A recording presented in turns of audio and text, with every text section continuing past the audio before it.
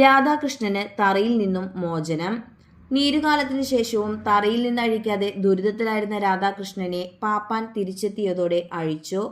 ദേവസ്വം ബോർഡിന്റെ സസ്പെൻഷൻ നടപടികളെ തുടർന്ന് പാപ്പാന് ചുമതലയേൽക്കാൻ കഴിയാതെ വന്നതോടെ ആന ദുരിതത്തിലായിരുന്നു. ആനയുടെ അവസ്ഥ പുറം ലോകത്ത് ഏറെ ചർച്ചയായതിനെ തുടർന്ന് ദേവസ്വം ബോർഡ് പാപ്പാൻ ശ്രീനാഥിന്റെ സസ്പെൻഷൻ പിൻവലിച്ചിരുന്നു. ശ്രീനാഥ് രാധാകൃഷ്ണനിൽ ചുമതലയേൽക്കുകയും നീരിൽ നിന്നിരുന്ന ആനയെ തറയിൽ നിന്നഴിച്ച് പുറത്തെത്തിക്കുകയും ചെയ്തു. ഇതോടെ കോട്ടയിലെ ഏറ്റവും പ്രായം ചെന്ന ആനയായ രാധാകൃഷ്ണന് ഒരു പുതുജീവിതം തന്നെയാണ് കിട്ടിയിരിക്കുന്നത്.